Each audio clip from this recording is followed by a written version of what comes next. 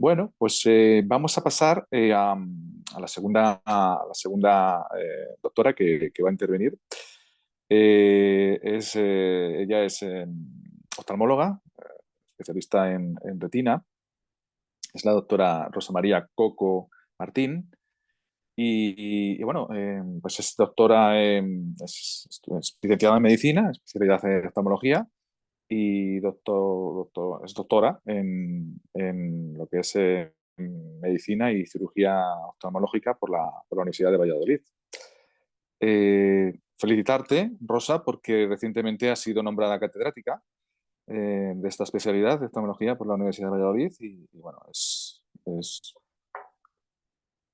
se premia el esfuerzo y tu mérito y tu capacidad de investigación y pues desde el observatorio, pues todo el equipo y las asociaciones que formamos parte del observatorio, pues te felicitamos por ello.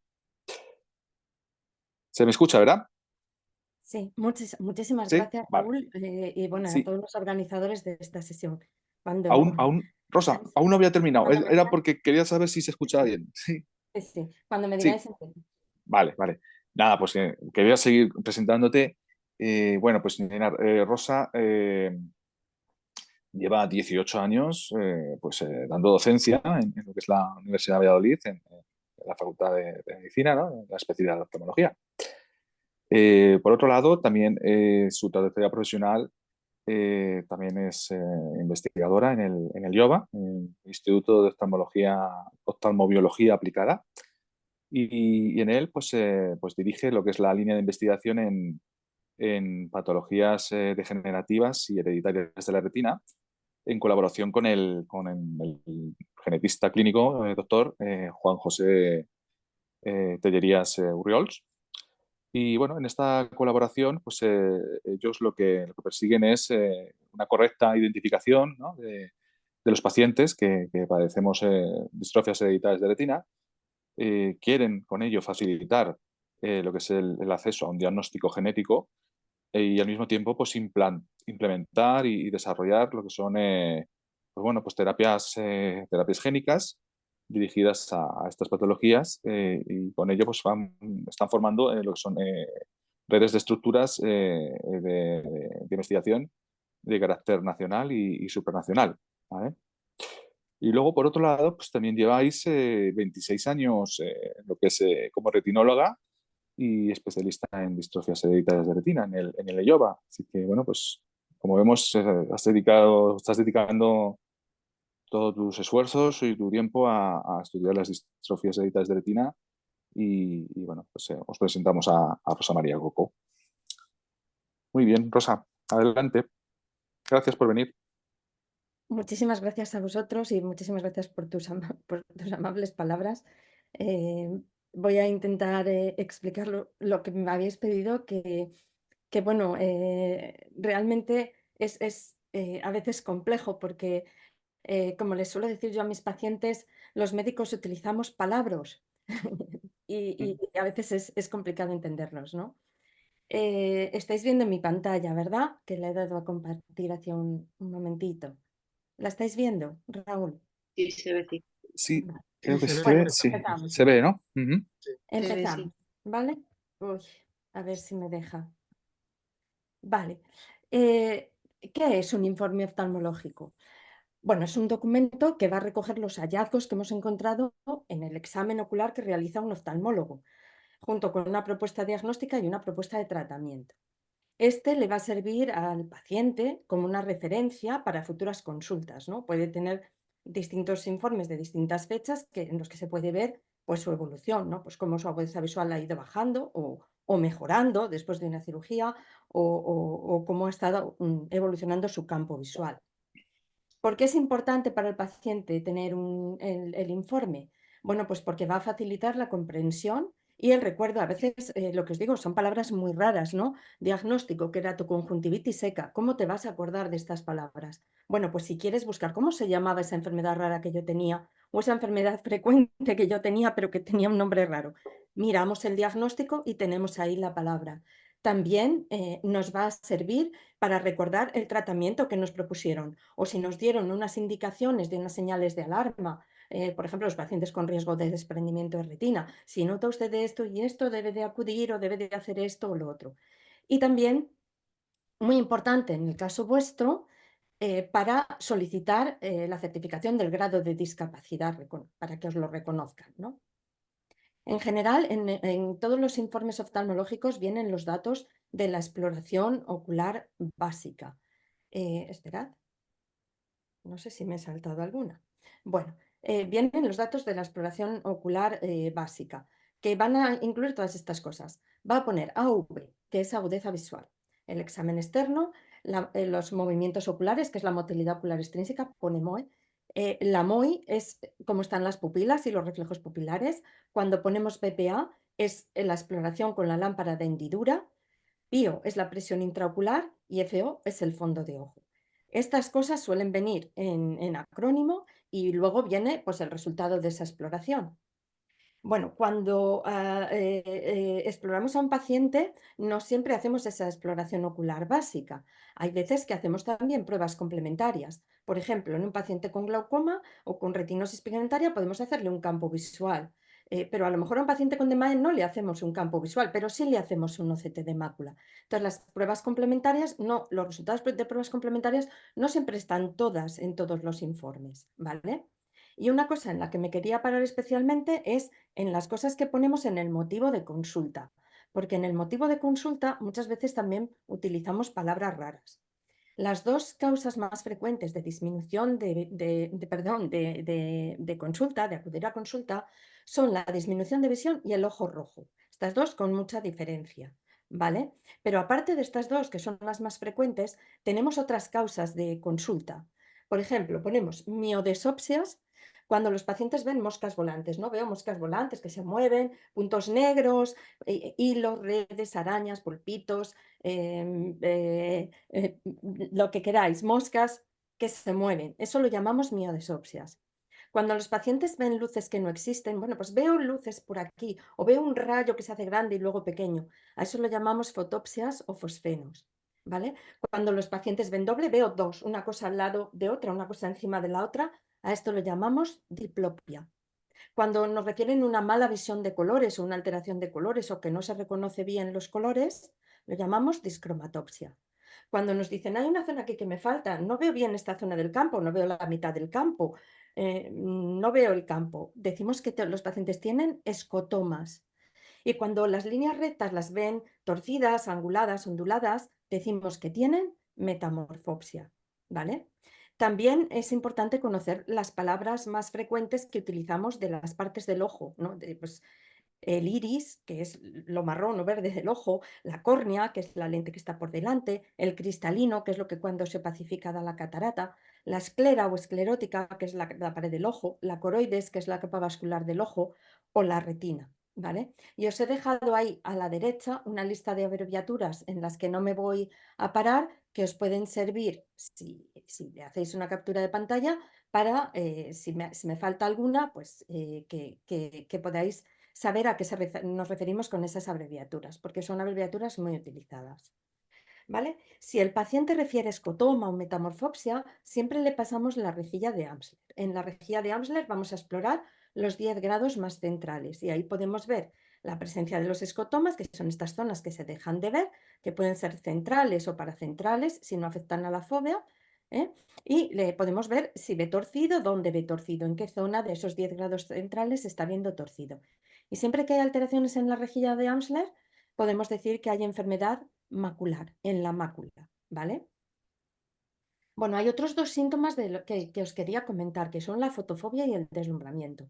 En general, casi todos los pacientes que tienen patología, sobre todo en la retina, tienen un grave conflicto con la luz. Ven menos cuando hay poca luz, pero cuando hay mucha luz también ven peor, también ven menos, ¿vale? Entonces, cuando la luz, cuando hay, que es la foto que tenéis arriba a la derecha, cuando hay un exceso de luz y lo que sucede es que me molesta la luz, lo llamamos fotofobia. Pero si estamos viendo menos, si estamos viendo peor, si ese exceso de luz nos impide reconocer los detalles del coche y quién va montado en el coche, entonces hablamos de deslumbramiento o deslumbramiento incapacitante. Y esto, bueno, pues hay que tenerlo en cuenta porque, bueno, pues es algo que tenemos que atajar y que tratar de tratar, que sobre todo puede mejorar con filtros de absorción selectiva, ¿vale? Bueno, después de recoger el motivo de consulta, normalmente comenzamos con la exploración del ojo y lo primero que exploramos es la función visual, cómo funciona, ¿vale? Para explorar la función visual, los dos parámetros fundamentales son la agudeza visual, lo que decíamos AV, y el campo visual. Con respecto a la agudeza visual, siempre la agudeza visual mejor corregida, o sea, con gafas. Yo sin gafas soy ciega legal, pero con gafas hago microcirugía, ¿vale? Entonces, la agudeza visual no es la que tenemos sin gafas, la agudeza visual es la que tenemos con gafas o lentes de contacto o cuando ya hemos puesto la corrección. Hay otros componentes que pueden tener importancia, como la sensibilidad al contraste o la habilidad de lectura, pero sin duda los dos reyes son estos, la agudeza visual y el campo visual. ¿Qué es la agudeza visual? Bueno, pues la agudeza visual es la capacidad de reconocer detalles de los objetos. ¿Y cómo la medimos en clínica? Pues habitualmente utilizamos la E de Snellen o utilizamos letras, ¿vale? Solo con la fobia, solo con la zona de máxima visión, somos capaces de reconocer letras pequeñitas, como tenéis en este dibujo de arriba a la izquierda, ¿vale? Donde tenemos en la zona de máxima visión la letra pequeñita y a medida que nos alejamos de esa retina central de la fóvea, vamos a ser capaces de reconocer letras más grandes. Letras más grandes, pero no letras más pequeñas. De manera que si tenemos una lesión en la retina central, solo vamos a reconocer las letras más grandes, ¿vale? Y entonces, ¿cómo hacemos, cómo le damos un número a esta capacidad de ver solo las letras más grandes? Bueno, pues lo que hacemos es, si normalmente ponemos el optotipo a 4 metros o a 3 metros, normalmente los optotipos, la inmensa mayoría, el estándar es poner el optotipo a 6 metros, ¿vale? Bueno, pues si somos capaces de ver a 6 metros, lo que una persona normal es capaz de ver a 6 metros, 6 entre 6, eso es unidad, ¿vale? Eso es unidad. 6 entre 6 es unidad. Y eso es lo que consideramos una visión normal. Deciros también, porque a lo mejor alguien nos pone en la agudeza visual en 20-20, que 6 metros son 20 pies. 20-20 es como lo ponen los americanos que usan pies en 20 metros, ¿vale? Entonces, unidad, ¿qué significa? Que veo a 6 metros lo que tengo que ver a 6 metros. ¿Qué significa 0,5? Pues que veo a 6 metros lo que debería de estar viendo mucho más lejos, a 12. Y si tengo 0,3, pues que veo a 6 metros lo que debería de estar viendo a 18. Y si tengo 0,1, pues que veo a 6 metros lo que debería de estar viendo a 60 metros. ¿Qué significado tiene esto? ¿Cómo se traduce? Bueno, pues si veo 0,5, con 0,5 os tengo que decir que quiero hacer mucho hincapié en esto. Hay muchísimos compañeros, la inmensa mayoría de los compañeros, cuando veis 0,5 os dicen, ve usted un 50%. Bueno, es una simplificación errónea, ¿vale? El que ve 0,5 no ve un 50%. 0,5 permite hacer vida normal. Se lee un periódico y viendo 0,5 en un ojo te dan el carné de conducir. Luego, no es una visión mala, no es una visión del 50%. Y eso hablando del mejor ojo, ¿vale? Hablando del mejor ojo. El otro podemos incluso no tenerlo en la cara, ¿vale? Así que esto muy importante, aunque os van a decir, ves un 30% cuando veas 0,3, realmente esto vamos a ver a continuación que no es un 30% de la visión. No sintáis con ese mazazo de que veo solo un 30%. Eso sí, con 0,3 ya vamos a tener problemas en tareas de la vida diaria y ya se reconoce que es baja visión. Y por debajo de 0,1, o sea, entre 0,3 y 0,1 es baja visión y por debajo de 0,1 ya tenemos ceguera legal, afiliación a la OMCE, ¿vale? Con 0,05 es ceguera para la OMS y si vemos menos de 0,01 vamos a tener problemas de orientación, de movilidad, ya no vamos a poder leer con lupas, vamos a precisar ayudas electrónicas. Y esto es más o menos lo que podemos deducir cuando somos capaces de darle un número, porque somos capaces de ver las letras. Pero ¿qué pasa con los pacientes que no son capaces de ver ni las letras? Bueno, deciros que os he dejado también a la izquierda algunas abreviaturas que os pueden servir, que solemos poner, ¿vale? Bueno, cuando no somos capaces de ver las letras, hacemos lo que llamamos la determinación semicuantitativa de la visión. Vale, como el paciente no me ve las letras, le pongo los dedos, le pongo la mano y le digo, ¿cuántos dedos pongo aquí? Entonces el paciente se los ponga 30 centímetros o un metro y el paciente me dice, veo dos dedos, veo tres dedos. Si los ve, ponemos CD, que es cuenta dedos, y la distancia a la que los ve. ¿Vale? Si no ven los dedos, le decimos, empezamos a mover la mano derecha, izquierda, arriba, abajo, y entonces decimos que ve movimiento de manos, MM. Si no ve las manos, nos ponemos delante y decimos, me ve aquí, me ve que estoy. Sí, doctora, le veo la bata blanca. Decimos que ve bultos, ¿vale? Y si no nos ve ni el bulto, le ponemos una fuente de luz, una linterna, y le decimos, si ve aquí la luz, hagamos la luz de la habitación, ve aquí la luz. Sí, veo la luz, vale, percibe luz. ¿Y ve de dónde viene? Se la ponemos de arriba, de la derecha, de abajo. Sí, viene de arriba, sí, viene de abajo. Si sabe de dónde viene, ponemos PPL, que es percibe y proyecta luz. Si solo percibe pero no sabe de dónde viene, ponemos PL. Y cuando no percibe ni la luz, ponemos NPL, no percibe la luz, o amaurosis. Amaurosis significa el negro total, ¿vale? Y quiero aquí hacer hincapié también en que cuando decimos se va a quedar usted ciego a un paciente de DMAE, muchos pacientes nos entienden que se va a quedar ciego de la amaurosis, de negro total. No, no. Una cosa es ceguera legal y otra cosa es amaurosis, ciego total, que es el ciego de negro total. ¿De acuerdo? Cualquier paciente que no ve las letras ya está por debajo de cuenta dedos, que es ese 001, que es ceguera para la OMS. ¿De acuerdo? Es una agudeza visual muy baja. ¿De acuerdo? Bueno. Otra cosa importante, para los grados de incapacidad, la agudeza visual tiene que venir de los dos ojos y el grado de incapacidad os lo van a calcular dependiendo de la agudeza visual de cada uno de los dos ojos, ¿no? Fijaos, por ejemplo, un paciente que ve 0,5 en los dos ojos va a tener una pérdida de visión, como tenemos aquí, del 22%, no sé si lo veis aquí, 0,505, es un grado de pérdida del 22%, que está por debajo de la incapacidad permanente parcial, no llega al 24%, no le van a dar nada, no tiene una incapacidad. Y como os decía, con 0,5 se hace prácticamente vida normal. A lo mejor si tienes, pues yo qué sé, si tocas el piano, pues no vas a ver la partitura. Si eres taxista, no vas a poder conducir tu taxi. O sea que hay cosas que no vas a poder hacer, pero las tareas habituales sí que se van a poder hacer. ¿De acuerdo? Bueno, otra cosa que quería deciros es que no confundáis los números de la agudeza visual con los números de la graduación, con los números que vienen en la receta de vuestras gafas, ¿vale? En las recetas de vuestras gafas siempre vamos a dar un número que pone ESF, la esfera, CIL, el cilindro, que es el del astigmatismo, y el eje, que es el eje del astigmatismo, del cilindro.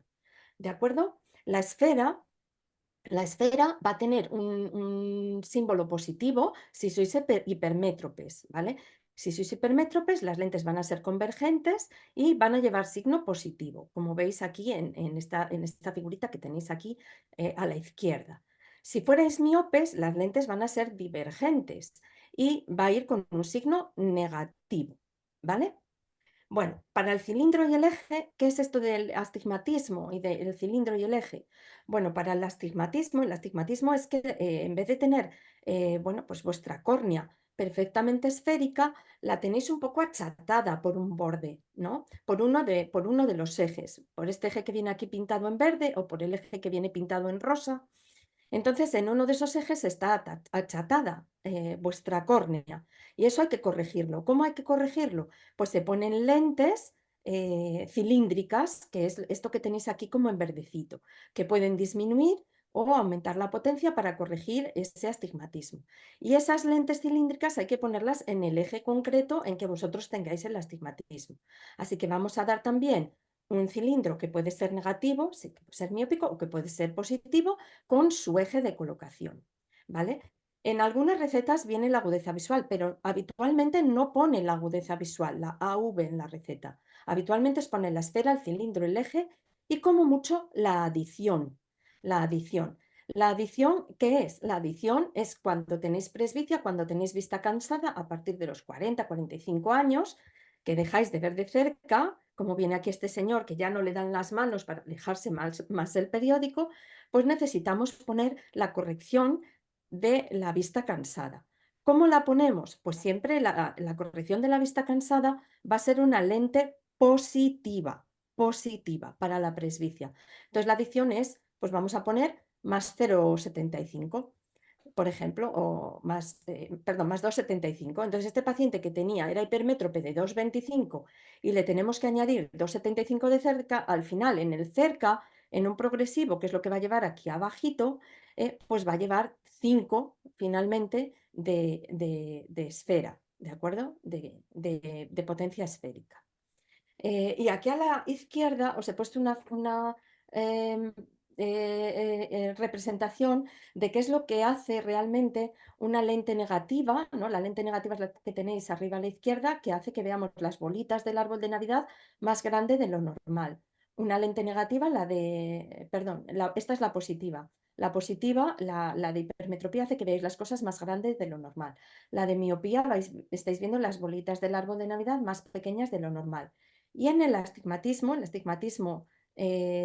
positivo, vamos a ver en este eje las bolitas alargadas en este eje, y cuando le ponemos negativo vamos a ver las bolitas alargadas en el eje contrario, ¿vale? Entonces esto es como se interpreta una receta que no tiene nada que ver con la agudeza visual. Muchas veces me decís, es que he perdido mucho, doctora, que es que ahora tengo 0,50 más de miopía. Vale, pero si veis lo mismo, si vuestra agudeza visual es la misma, no pasa nada, no habéis perdido visión. Os ha cambiado la graduación, que es lo que nosotros llamamos la refracción, ¿vale? Y me gustaría que esto quedase suficientemente claro. Si no he sido capaz de entenderlo, luego me seguís preguntando. Bueno, otra cosa importante, muchas veces la agudeza visual es normal, el paciente ve unidad y vosotros nos decís, pero yo veo fatal, doctora, veo fatal, fatal, fatal, fatal. Y a veces lo que está pasando es que la agudeza visual es normal, pero la sensibilidad al contraste no lo es. Mirad, veis aquí arriba a la izquierda que os he puesto un lapicero blanco sobre fondo negro, un lapicero negro sobre fondo blanco. Esto es el máximo contraste y la agudeza visual es máximo contraste, es negro sobre blanco. Así que ahí lo vemos súper bien. Pero ¿qué pasa si tenemos alterada nuestra sensibilidad al contraste, por ejemplo, porque tenemos una catarata o porque tenemos un problema en la córnea? Bueno, pues si nuestra sensibilidad al contraste no es correcta, no está bien, pues vamos a tener dificultades en encontrar las cosas. A lo mejor un bolígrafo negro sobre un fondo blanco lo vemos bien, pero sobre un fondo negro o sobre un fondo marrón o sobre un fondo gris oscuro no lo vamos a encontrar tan bien. Y ahí podéis estar sintomáticos con una agudeza visual normal. Normal, porque la agudeza visual es negro sobre blanco. Vale, otra cosa que suele venir en los informes es la MOE, la motilidad ocular extrínseca. ¿Esto qué incluye? Incluye dos cosas, que es haceros mover los ojos en todas las posiciones de mirada, mire arriba, arriba a la derecha, abajo a la derecha, abajo, abajo a la izquierda, y comprobar pues, que se mueven correctamente los ojos. Y luego hacemos un test que es el cover test, que es tapamos el ojo y lo destapamos, tapamos y destapamos, que esto se utiliza sobre todo para valorar los estrabismos, ¿vale? O sea que esto va a estar alterado cuando tenemos estrabismos. La motilidad ocular intrínseca consiste en valorar las pupilas y cómo se comportan las pupilas cuando las iluminamos con la luz. Cuando las iluminamos con la luz, normalmente las pupilas se contraen, ¿vale? Y entonces decimos que son reactivas y que son normales cuando reaccionan, cuando se contraen con la luz. Si a un paciente viene con las pupilas contraídas como si estuviera en luz, pero no está en luz, decimos que está en miosis. Y si las pupilas están dilatadas como si estuviera en oscuridad sin estar en oscuridad, decimos que está en midriasis.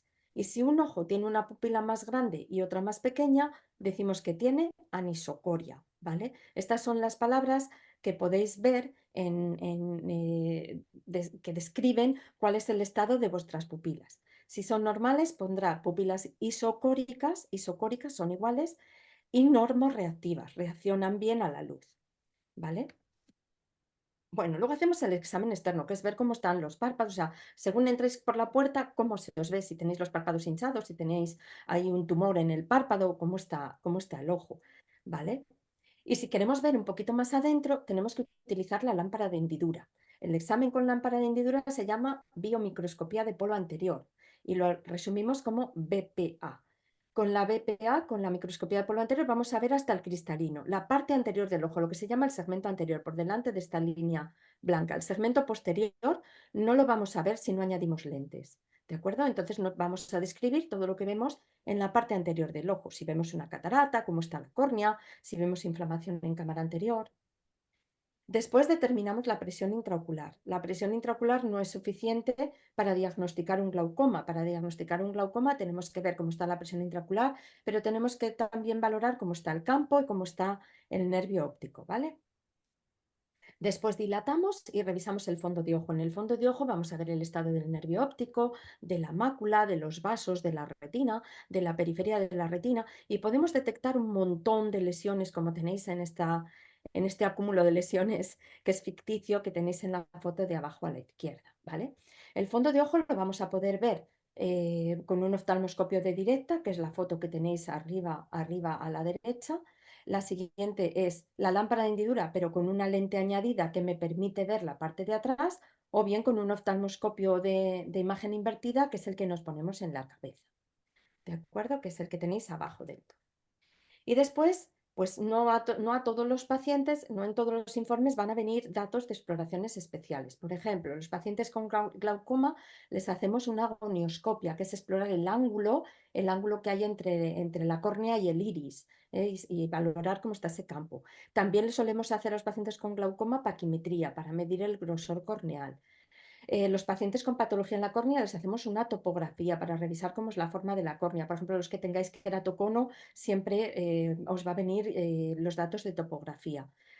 También cuando se va a operar de cataratas se hace una biometría, que es para calcular las lentes que van a sustituir al cristalino. Y para poder hacer la biometría, previamente hacemos una queratometría, que es medir la potencia de la córnea como lente. ¿Vale? Y luego vamos a tener otras exploraciones que tenéis aquí a la izquierda y que vamos a ir viendo muy por encima. Podéis ver en los informes AFG, que lo que significa es angiofluorescein-grafía, en la que lo que hacemos es poner un colorante amarillo en la vena del brazo y ver, o sea, eso lo que nos va a dar son cómo están los vasos de la retina. Y un ejemplo lo tenéis abajo a la izquierda, que esta es la angiofluorescein-grafía de un paciente diabético, ¿no? Con las anomalías típicas de una angiografía de un diabético.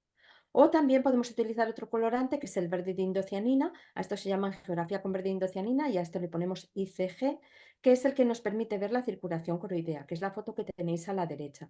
Y como veis, son complementarias. Uno nos permite ver la circulación retiniana y otro la circulación coroidea, que son distintas.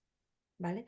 También hacemos la autofluorescencia. En general, decimos que cuando hay zonas de hiperautofluorescencia, que son estos puntos blanquecinos que tenéis en las fotos de arriba, lo que significa es que los fotorreceptores se están muriendo. Entonces, esto nos da un dato importante. Y cuando vemos hipoautofluorescencia, es que ya se han muerto. En esas zonas no hay zona funcionante de retina. Así que los aumentos de hipoautofluorescencia nos pueden dar, por ejemplo, progresión en un paciente con DMAE atrófica, ¿vale? También hacemos el OCT, que es la tomografía óptica de coherencia. La tomografía óptica de coherencia es, bueno, esta foto que tenéis arriba en el medio, que viene en colorines, si veis aquí es el fondo de ojo, es como si hiciéramos un corte de la retina y estuviéramos viendo el corte. Aquí tenéis cómo se ve un corte de la retina normal que pasa por la zona de máxima visión. Y en los pacientes, por ejemplo, con una retinosquisis juvenil ligada a X, pues vamos a ver quistes intrarretinianos como los que tenemos aquí arriba a la derecha.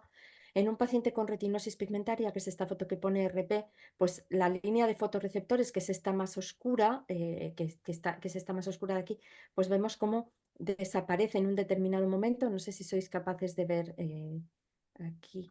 No sé si, no, perdón, estaba intentando, no sé si veis mi ratón, pero bueno, la parte más oscura de fóvea, si seguís el contorno hacia el borde, llega un momento en que desaparecen los fotorreceptores. Y en la de abajo, al contrario, la línea más oscura, que es la de fotorreceptores, que arriba es como la que está más densa, vale, pues ahí en la parte central, en una distrofia de conos y bastones, es justo donde está desaparecida, es en la parte central. Y aquí abajo a la derecha, en una viteliforme del adulto, lo que estoy viendo es un depósito anómalo, hiperreflectivo, oscurito, en la zona de máxima visión que se corresponde con ese puntito amarillo que tengo ahí. Entonces, todo esto es lo que describimos en el fondo de ojo.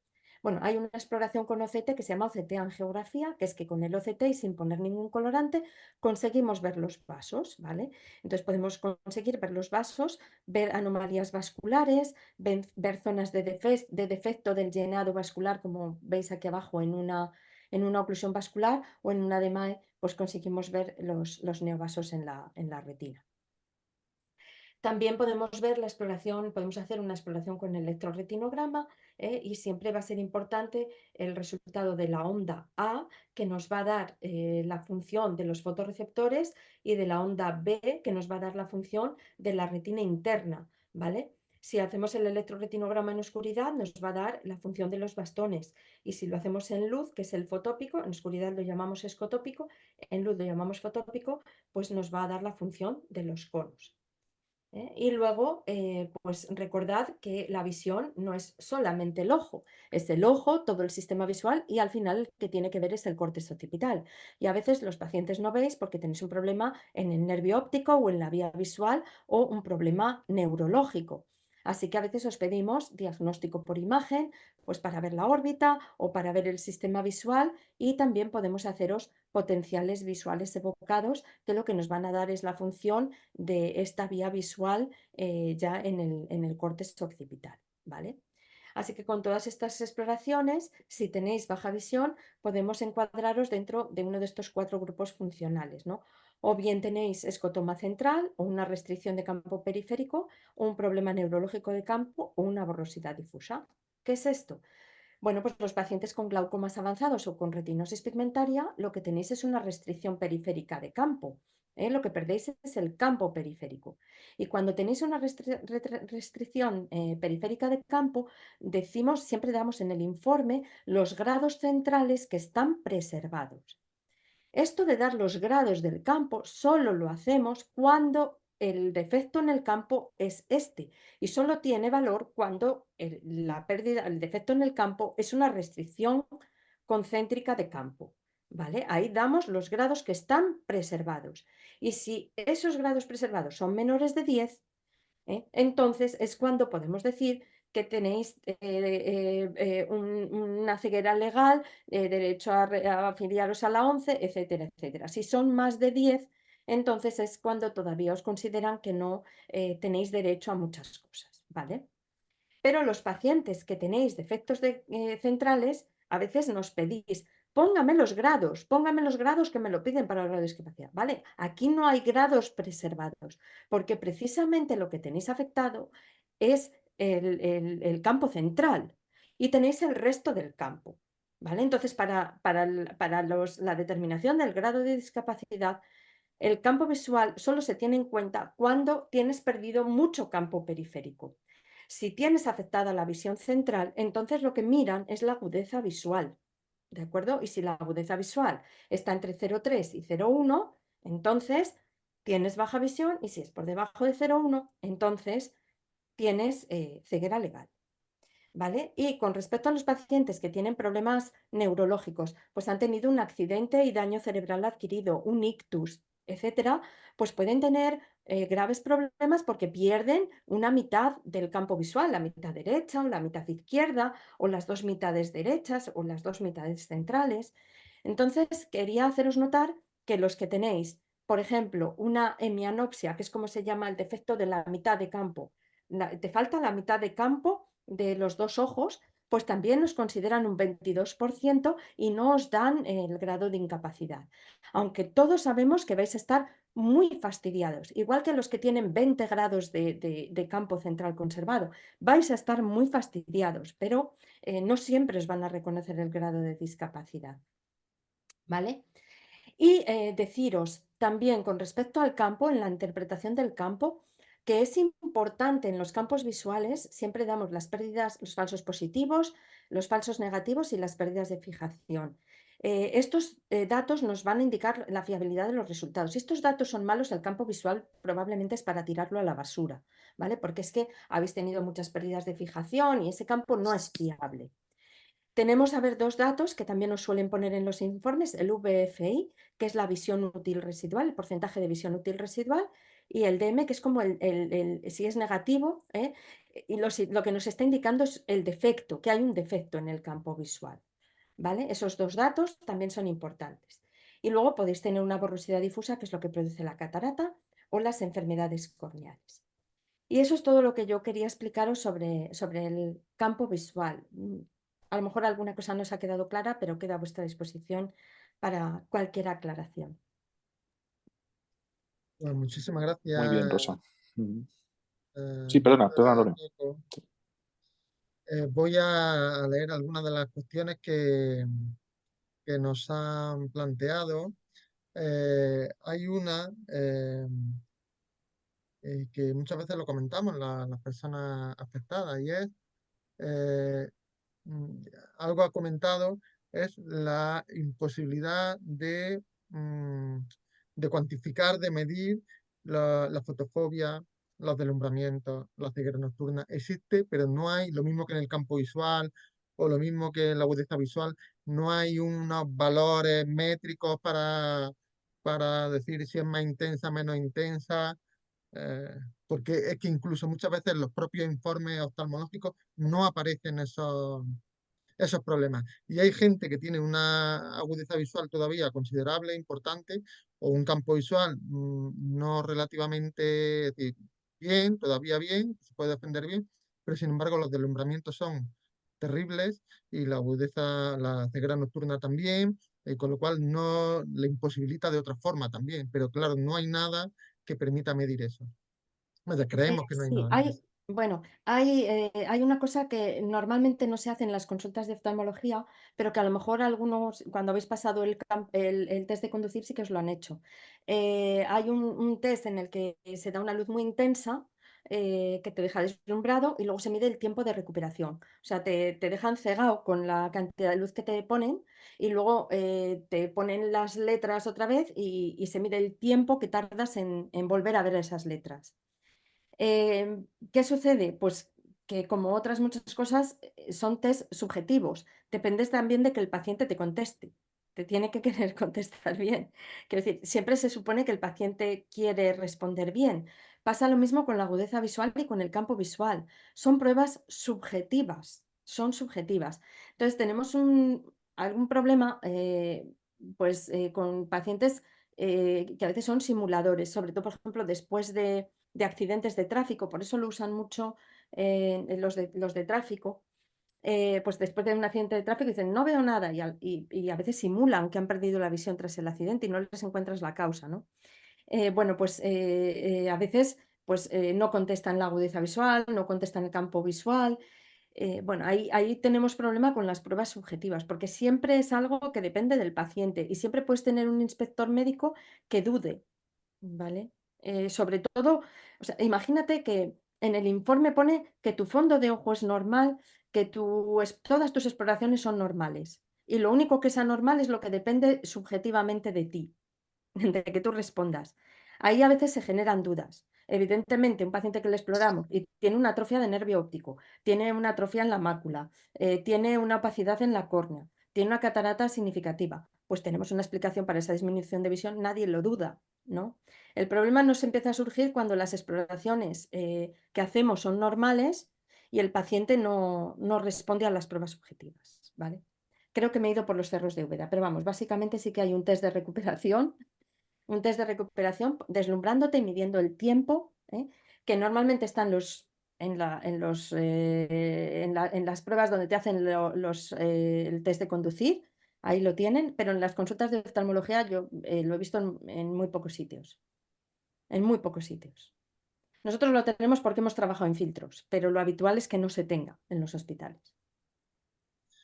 Hay otra cuestión que plantean, doctora Coco, y es, bueno, nos preguntan si los potenciales evocados, o el electroretinograma o la fluorescencia, si tiene algún tipo de contraindicación o efectos secundarios.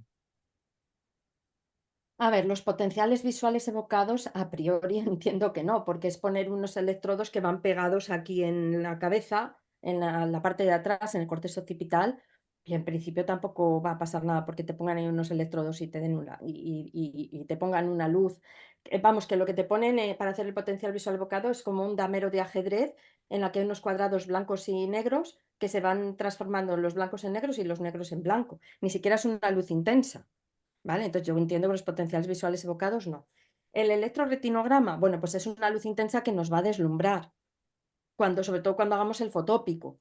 Pero vamos, es que es necesario, o sea, antes os comentaba que si tú no encuentras, si tú haces la exploración y la exploración es normal, tienes un problema, ¿no? Pero imagínate, es que, por ejemplo, los pacientes con acromatopsia congénita o con ceguera nocturna congénita estacionaria tienen un fondo de ojo absolutamente normal y su diagnóstico depende exclusivamente de que tengas un electroretinograma anómalo. Si no haces el electroretinograma no lo puedes diagnosticar. ¿De acuerdo?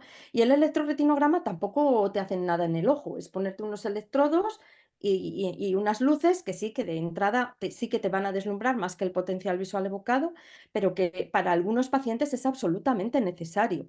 Para un paciente con mutación en ABCA4, que seréis muchísimos, seréis legión, seguramente ahí conectados, pues muchas veces es importante tener el electroretinograma para ver si están afectados también la función de bastones, porque eso me da peor pronóstico, eso quiere decir que se va a extender a periferia. Entonces hay cosas que no podemos saber sin hacer el electroretinograma. Y ya por último, que preguntaban por la autofluorescencia, es una foto, no te va a pasar nada. La angiografía, ahí sí, porque te ponen un colorante, ¿vale? Pero cada vez hacemos menos angiografías con colorantes, porque gracias a la angio-CT que os he enseñado, podemos ver los vasos sin inyectar colorante. Entonces, cada vez hacemos menos. Es muy raro que un paciente, por ejemplo, con hereditarias, necesitemos hacer una angiografía. Muy raro. ¿De acuerdo? Vale.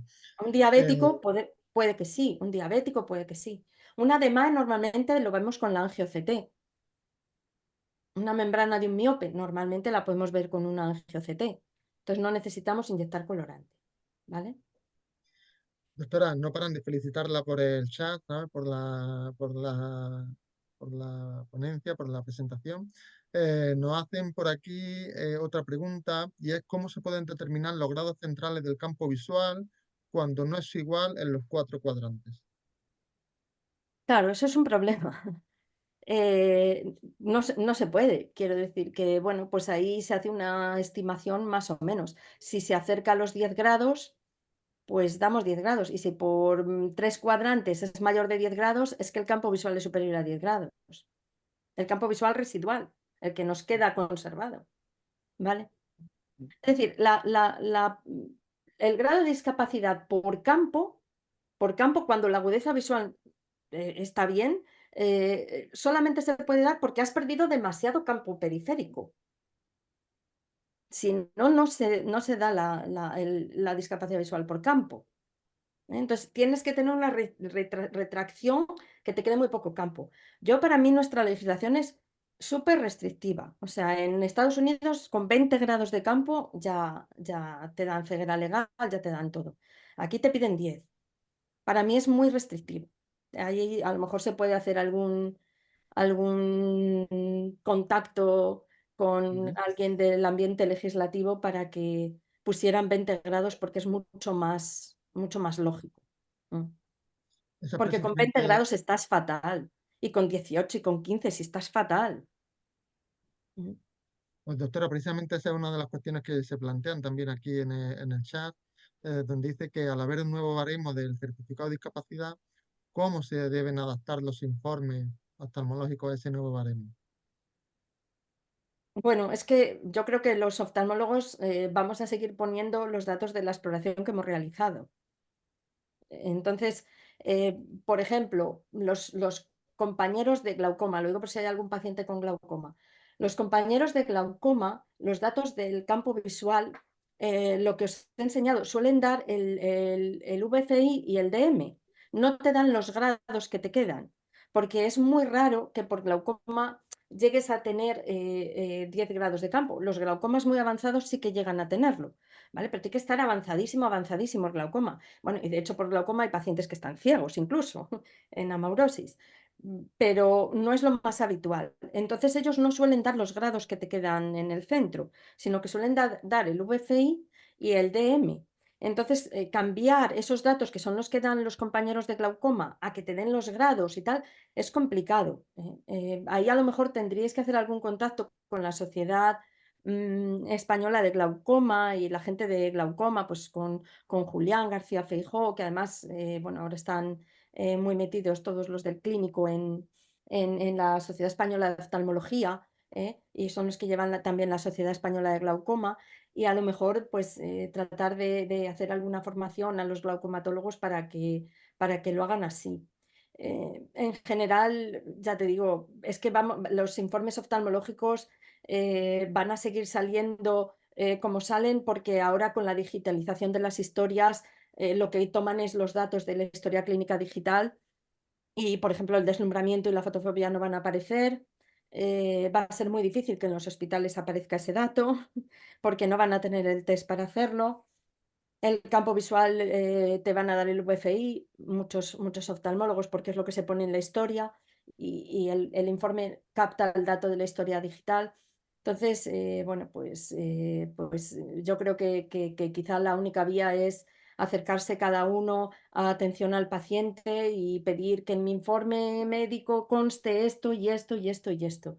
Y eso muchas veces va a llevar a tener que repetir la consulta. O sea, a mí me pasa. Recibo notificaciones de pacientes que me dicen que me haga usted un informe que me diga esto, esto y esto, que quiero pedir el grado de discapacidad. Entonces miro la historia clínica y la última vez que lo vi fue en 2017 y no tengo los datos que me pide. Por ejemplo, no tengo los datos del campo visual.